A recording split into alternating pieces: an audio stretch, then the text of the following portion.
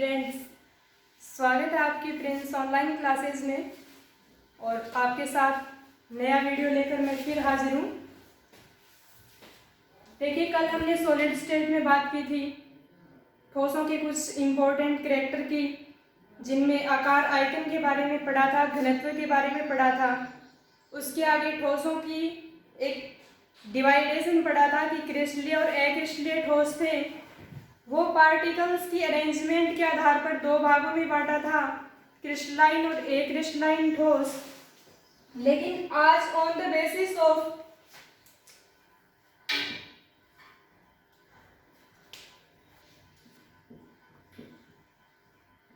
Nature of intramolecular force, solid के बीच में जो अंतराण्विक बल होते हैं, उन फोर्स की नेचर के आधार पर किस प्रकार के बॉन्ड्स हैं। क्रिस्टलीय ठोसों को चार प्रकार से बांटा गया है। हम अक्रिस्टलीय ठोस की बात नहीं करते, क्योंकि अक्रिस्टलाइन ठोस की कोई नियमित ज्यामितीय व्यवस्था नहीं होती। पूरे सॉलिड स्टेट में हम बात करेंगे ओनली क्रिस्टलाइन ठोस के बारे में, क्रिस्टलाइन सॉलिड के बारे में। क्रिस्टलाइन सॉलिड जो है वो 4 टाइप में डिवाइड किया गया है। सबसे पहला है मॉलिक्यूलर ठोस, आणविक ठोस, दूसरा है आयोनिक ठोस, और तीसरा सहसंयोजक ठोस, और चौथा धात्विक ठोस। मॉलिक्यूलर ठोस या आणविक ठोस में पार्टिकल्स या अवयवी कण, हमने कल बात की थी, वो अणु होंगे, मॉलिक्यूल्स होंगे। आयोनिक ठोस में आयन होंगे, और सहसंयोजक ठोस या कोवेलेंट सॉलिड में वो एटम या परमाणु होंगे। धात्विक ठोस में धातु आयन या मेटल आयन होंगे। इंट्रामॉलिक्यूलर फोर्स क्रिस्टलीय ठोस के अंदर हम बात करें आणविक ठोस की। आणविक ठोस में दुर्बल प्रकृति के वांडरवाल फोर्स पाए जाते हैं। क्रिस्टलीय ठोस के दूसरे टाइप आयनिक ठोस की बात करें तो आयनिक ठोस में आयोनिक बॉन्ड मिलेंगे, जो थोड़े प्रबल प्रकृति के होते हैं। और स्थिर विद्युत आकर्षण आप फिजिक्स में पढ़ते हो, इलेक्ट्रोस्टैटिक फोर्स, दो विपरीत आयन के मध्य कूलाम्ब फोर्स लगता है, वही आपका है आयोनिक बॉन्ड। कोवेलेंट सॉलिड के अंदर परमाणुओं के मध्य सहसंयोजक बंध लगेगा, यानी कि उदासीन परमाणु होंगे, एक जैसे परमाणु होंगे, उनके बीच में सहसंयोजक बंध पाया जाएगा। ऐसे ठोसों को आप बोलोगे कोवेलेंट सॉलिड।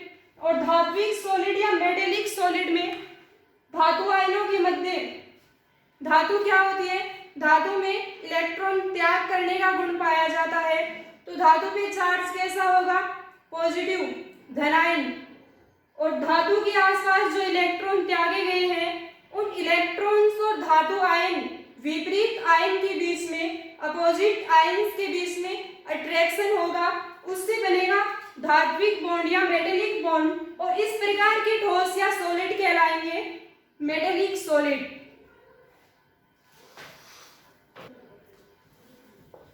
उन सॉलिड्स के अंदर आणविक ठोस, सहसंयोजक, धात्विक ठोस में हम सबसे पहले एक एक करके डिटेल में स्टडी करेंगे। सबसे पहले हम बात करते हैं आणविक ठोस या मॉलिक्यूलर सॉलिड की। मॉलिक्यूलर सॉलिड मेनली 3 पार्ट में डिवाइड किए गए हैं। फर्स्ट है अध्रुवीय आणविक ठोस, नॉन पोलर मॉलिक्यूलर सॉलिड, ध्रुवीय आणविक ठोस, पोलर मॉलिक्यूलर सॉलिड, और हाइड्रोजन बॉन्डेड मॉलिक्यूलर सॉलिड। अध्रुवीय आणविक ठोस जो है, उसमें पार्टिकल्स या कण क्या होते हैं, या तो कोई अध्रुवीय अणु होगा, नॉन पोलर, जिसमें एक ही चार्ज होगा दोनों पार्ट्स पे, दोनों कण पे। तो अध्रुवीय अणु या अक्रिय गैसें, नोवेल गैसें, हीलियम है, जिनोन है, आर्गन है, उन गैसों के जो एटम मॉलिक्यूल्स हैं, वो अध्रुवीय आणविक ठोस बनाते हैं। ध्रुवीय आणविक ठोस में ध्रुवीय अणु जैसे 2 डाइपोल बनते हैं, एक पे आंशिक धनावेश होएगा, एक पे आंशिक ऋणावेश होएगा। वो ध्रुवीय आणविक ठोस जो है, उनमें ध्रुवीय अणुओं को रखा गया है। हाइड्रोजन बॉन्डेड आणविक ठोस जो है, वो हाइड्रोजन बॉन्ड बनाने वाले अणु। देखो, हाइड्रोजन बॉन्ड किसमें बनता है, याद रखना हमेशा, जब भी हाइड्रोजन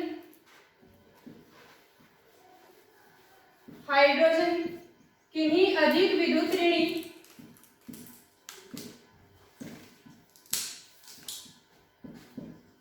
तत्व जैसे फ्लोरीन है, ऑक्सीजन है, नाइट्रोजन है, इनके मध्य जब हाइड्रोजन पाया जाता है तो उनके साथ अंतरक्रिया करके ये हाइड्रोजन बॉन्ड बना लेता है। ऐसे अणु क्या बनाएंगे? हाइड्रोजन बंधित आणविक ठोस कहलाएंगे। हम एक एक की बात करते हैं।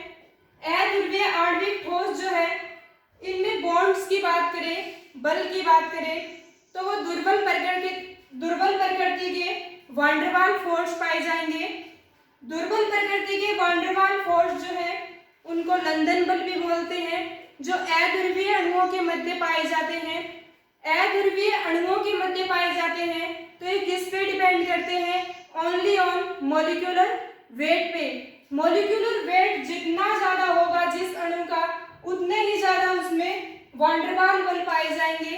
लेकिन ये अध्रुवीय अणु है, इसमें दुर्बल प्रकृति के वान डेर वाल फोर्स मिलेंगे तो इनके मेल्टिंग पॉइंट सबसे कम होंगे, यानी कि थोड़ा सा पिघलाने पर, थोड़ा सा टेम्परेचर देने पे क्या हो जाएंगे? मेल्ट हो जाएंगे। ध्रुवीय आणविक ठोस की बात करते हैं तो इनमें ध्रुवीय अणुओं के मध्य प्रबल प्रकृति के स्ट्रॉन्ग फोर्स पाए जाएंगे और होंगे क्या? वही वान डेर वाल फोर्स होंगे, लेकिन स्ट्रॉन्ग क्यों है?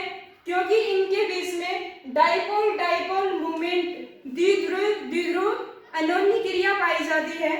देखिएगा इसका मीन क्या है। जैसे आपके पास एक ध्रुवीय अणु है HCl, इसमें हाइड्रोजन में आंशिक धनावेश होता है, पार्शियल पॉजिटिव चार्ज होता है। क्लोरीन पे पार्शियल नेगेटिव चार्ज होता है। इसके पास कोई अन्य अणु है, क्योंकि देखो सॉलिड है तो इसमें बहुत सारे मॉलिक्यूल्स होंगे, तो यहाँ पे पार्शियल पॉजिटिव और पार्शियल नेगेटिव ये अणु आपस में पड़े हुए हैं, तो इसके ये द्विध्रुव जो है, डाइपोल जो है, इस द्विध्रुव के मध्य दोनों डाइपोल्स के मध्य जो अंतरक्रिया पाई जाती है, अंतरक्रिया का मतलब दो अपोजिट चार्ज आपस में इंटरेक्ट हो जाते हैं, अंतरक्रिया कर लेते हैं। आपने पढ़ा होगा छोटी क्लासों में कि विपरीत आवेशों के मध्य आकर्षण होता है, जबकि सेम आवेश एक दूसरे को रिपेल करते हैं। तो दो द्विध्रुवों के मध्य, डाइपोल्स के मध्य, विपरीत आयन के मध्य अंतरक्रिया पाई जाती है। इसको डाइपोल डाइपोल मूवमेंट बोलते हैं। इस अंतरक्रिया के कारण ये वान डेर वाल बल थोड़े से प्रबल प्रकृति के हो जाते हैं, बट ये भी क्या होते हैं? इनका भी मेल्टिंग पॉइंट निम्न होता है, कम होता है। ये थोड़े से टेम्परेचर देने पे क्या हो जाते हैं? मेल्ट हो जाते हैं, पिघल जाते हैं।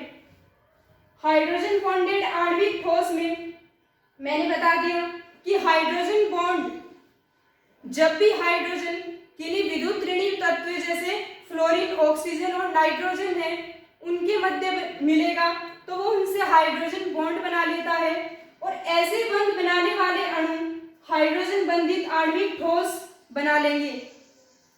आगे हम देखते हैं विद्युत चालकता की बात। देखो, विद्युत चालकता के लिए एक चीज होती है कि कोई भी चीज, कोई भी ये ठोस है, इनमें विद्युत चालकता प्रदर्शित करने का एक मूल कारण होता है कि इनमें फ्री इलेक्ट्रॉन पाया जाता है, मुक्त इलेक्ट्रॉन पाया जाता है।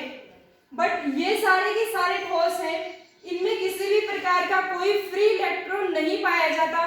देखो, इसमें दुर्बल प्रकृति के वान डेर वाल फोर्स है अपने ही अणुओं के मध्य। ध्रुवीय आणविक ठोस में प्रबल अंतरक्रिया मिल रही है। हाइड्रोजन बॉन्डेड में थोड़े बहुत विद्युत की चालकता दर्शा देते हैं, इनके लिए विद्युत रोधी नहीं कहते हम। हाइड्रोजन बॉन्डेड के लिए बहुत थोड़ी सी चालकता प्रदर्शित कर लेते हैं, लेकिन ओवरऑल हम मॉलिक्यूलर सॉलिड की बात करें तो ओवरऑल हम ये कहते हैं कि ये विद्युत रोधी होते हैं। एग्जाम्पल की बात करें तो अध्रुवीय आणविक ठोस में जितने भी नॉन पोलर मॉलिक्यूल्स हैं, अकेलिए गैसें हैं, उनको रखा गया है। देखो H2N2, कोई द्विध्रुव नहीं होता, कोई डाइपोल नहीं होता, दोनों के बीच में उदासीन अणु होंगे। आर्गन है, जिनोन है, आप आगे पी ब्लॉक में पढ़ोगे P4, इसको श्वेत फास्फोरस बोलते हैं। S8, जब सल्फर आपस में मिलके S8 अणु बना लेते हैं, इस प्रकार के ठोस अध्रुवीय आणविक ठोस में रखेंगे। ध्रुवीय आणविक ठोस में जितने भी ध्रुवीय अणु है, HCl है, SO2 है, इनको रखा गया है। हाइड्रोजन बंधित ठोस में अमोनिया है, HF है, H2 है, वाटर मॉलिक्यूल्स है। देखा होगा आपने वाटर में ऐसी अंतरक्रियाएं मिलेगी, H+OH नेगेटिव।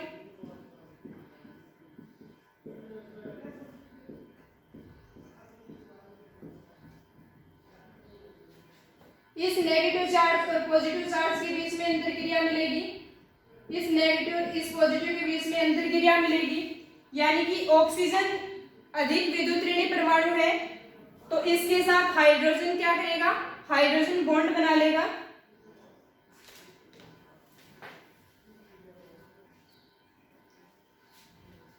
सबसे पहले आणविक ठोस और उसके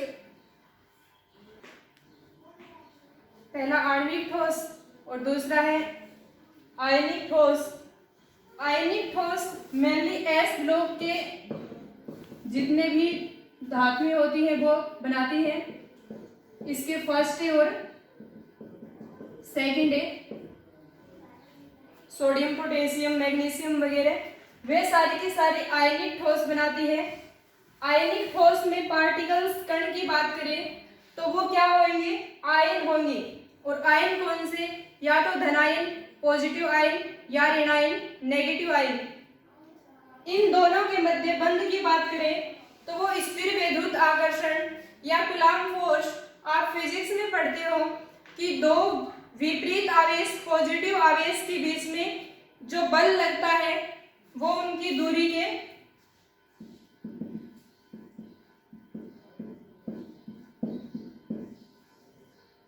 F समानुपाती Q1 Q2 अपॉन R², इसको हम बोलते हैं कूलॉम फोर्स।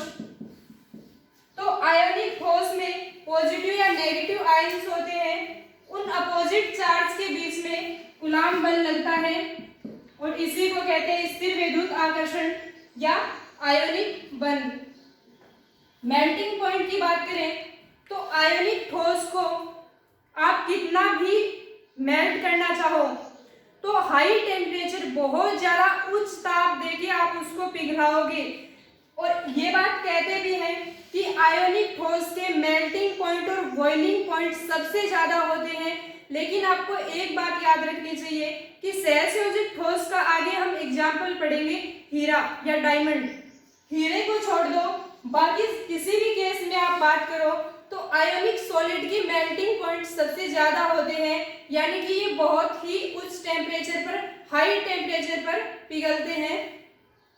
आगे विद्युत चालकता की बात करें, आयोनिक सॉलिड ठोस अवस्था या सॉलिड स्टेट में तो विद्युत चालकता प्रदर्शित नहीं करते, लेकिन जैसे ही इनको वाटर में मिला के इनको गलाया जाता है तो गलाने पर क्या होता है कि इनमें फ्री इलेक्ट्रॉन मिलने लगता है, मुक्त इलेक्ट्रॉन मिलने लगते हैं। उससे क्या होता है कि चालकता प्रदर्शित करते हैं।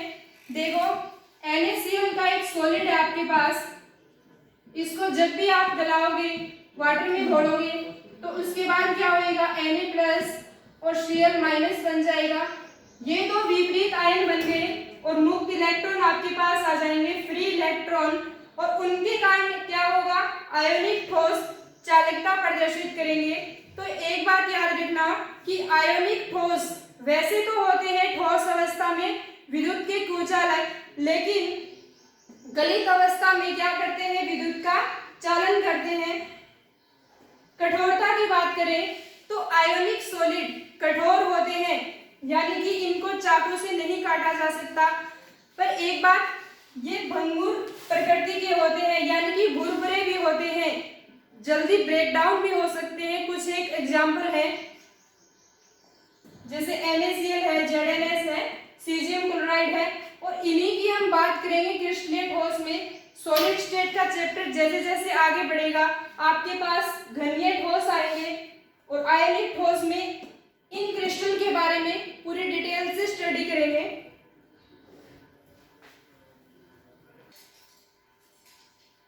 तीसरे सॉलिड की हम बात करते हैं, सहसंयोजक ठोस या कोवेलेंट सॉलिड।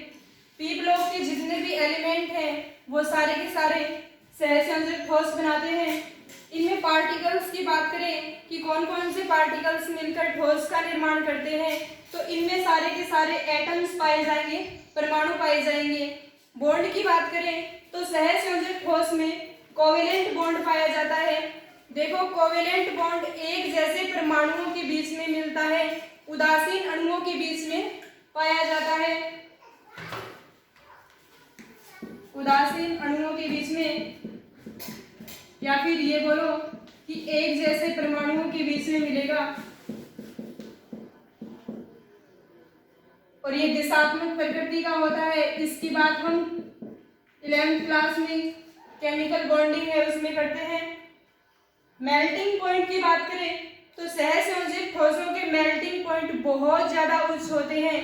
मैंने पीछे बताया था कि जो हीरा है उसको छोड़ दो, डायमंड को छोड़ दो, उसके बाद आयनिक ठोस के सबसे ज्यादा मेल्टिंग पॉइंट होते हैं। वैसे तो इसके मेल्टिंग पॉइंट कठोरता की बात करेंगे आगे उसमें आएंगे। सबसे ज्यादा उच्च क्यों का है?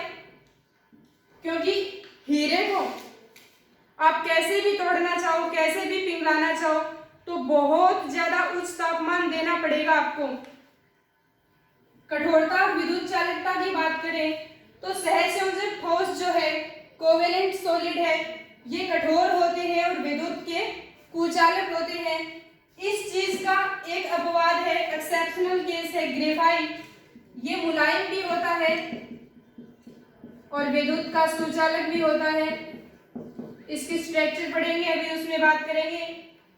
विद्युत के कुचालक होते हैं क्योंकि इनमें मुक्त इलेक्ट्रॉन या फ्री इलेक्ट्रॉन नहीं पाए जाते।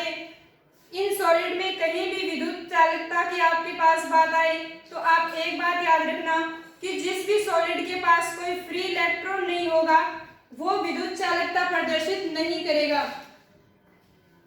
सहसंयोजक ठोस के एग्जांपल में आपके पास डायमंड है, ग्रेफाइट है, एल्यूमिनियम नाइट्राइड है, SiO2, सिलिका है। ये सारे के सारे सहसंयोजक ठोस हैं। इनमें दो की कंपैरेटिव स्टडी कर लेते हैं, हीरा और ग्रेफाइट की, डायमंड और ग्रेफाइट की कंपैरेटिव स्टडी, इनकी स्ट्रक्चर देखते हैं। उनमें पता चलेगा कि ग्रेफाइट जो है ये मुलायम है और सुचालक है। देखो, ग्रेफाइट मुलायम होता है, इस गुण के कारण इसको मशीनों में शुष्क स्नेहक के रूप में काम में लेते हैं। मशीनों के जो पुर्जे होते हैं उनके बीच में घर्षण को कम करता है ग्रेफाइट, और इनके सुचालक होने की बात अभी करेंगे। तो सहसंयोजक ठोस में एग्जाम्पल की बात करें हीरा और ग्रेफाइट, डायमंड की, तो डायमंड में क्या होता है कि प्रत्येक कार्बन sp3 संग्रहित होता है, प्रत्येक कार्बन sp3 संग्रहित होता है, प्रत्येक कार्बन 4 अन्य कार्बन से जुड़ा हुआ रहता है। तो यहाँ पे कोई भी मुक्त इलेक्ट्रॉन नहीं पाया जाता। कार्बन की चारों संयोजकताएं क्या होती है? कंप्लीट होती है, कोई भी मुक्त इलेक्ट्रॉन नहीं पाया जाता। इसी कारण ये विद्युत के क्या होते हैं? कुचालक होते हैं। इसकी शेप टेट्रागोनल होती है क्योंकि sp3 कार्बन होता है, उसकी टेट्रागोनल शेप होगी। हीट इंसुलेटर के रूप में, ऊष्मारोधी के रूप में डायमंड को यूज में लेते हैं। बात करें ग्रेफाइट की, तो ग्रेफाइट में प्रत्येक कार्बन sp2 संग्रहित होता है। sp2 संग्रहित कार्बन है तो एक कार्बन अन्य 3 से जुड़ा हुआ है और एक संयोजकता इसकी इनकम्प्लीट है। वो चौथा इलेक्ट्रॉन इन दोनों परतों के बीच में, ये ग्रेफाइट की 2 परतें हैं, इनके बीच में वो फ्री इलेक्ट्रॉन जो है वो मूव करता रहेगा। उस कारण ये विद्युत के सुचालक होते हैं ग्रेफाइट। हेक्सागोनल शेप होती है इसकी, और ये विद्युत के क्या होते हैं, चालक होते हैं।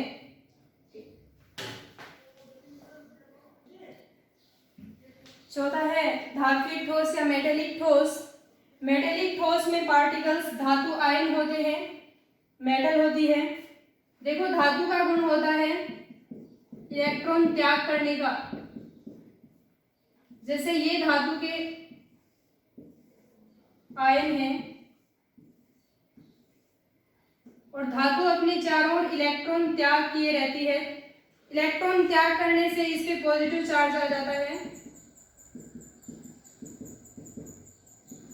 ये इलेक्ट्रॉन्स पड़े हुए हैं और इस पूरी व्यवस्था को धातु आयन जो है धनायन है, इलेक्ट्रॉन त्याग करने से धनायन बन गए हैं। उसके चारों ओर जो इलेक्ट्रॉन एकत्रित हुए हैं, जरूरी नहीं है यहाँ पे एक ही इलेक्ट्रॉन हो, वो धातु का अपना गुण है कि वो कितने इलेक्ट्रॉन त्याग करती है। इन धातु आयन धनायन के बीच में जो इलेक्ट्रॉन का समुद्र बन जाता है, बहुत सारे इलेक्ट्रॉन यहाँ पे त्याग हो जाते हैं, इसे कहते हैं कर्नेल।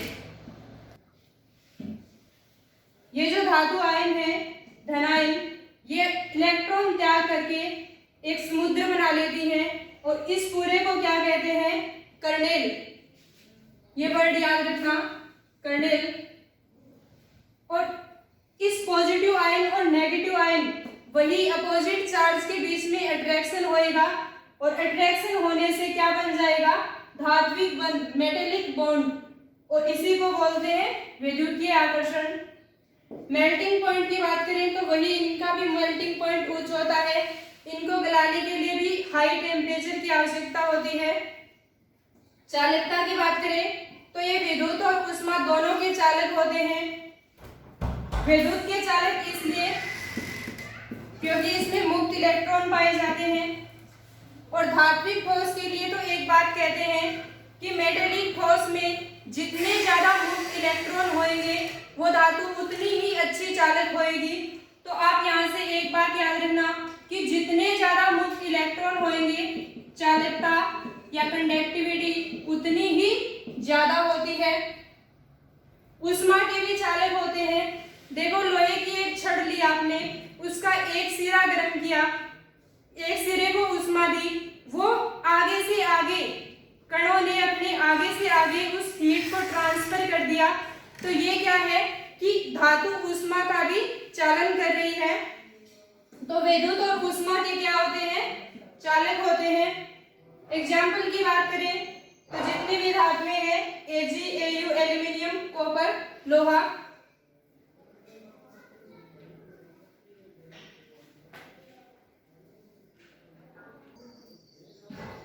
ठीक है, आज हमने बात की क्रिस्टलीय ठोसों में अंतराण्विक बलों के आधार पर 4 पार्ट में डिवाइड किया, वो चारों पार्ट्स हमने पढ़े हैं। आगे हम बात करेंगे सिर्फ क्रिस्टलीय ठोस के संरचना के बारे में, क्रिस्टल जालक के बारे में, एकक कोष्टिका के बारे में, और इन ठोस में से जितने भी सॉलिड हमने 4 टाइप के पढ़े हैं उनमें सिर्फ आयनिक ठोस हमारे काम आने वाला है पूरे चैप्टर में, सॉलिड स्टेट में।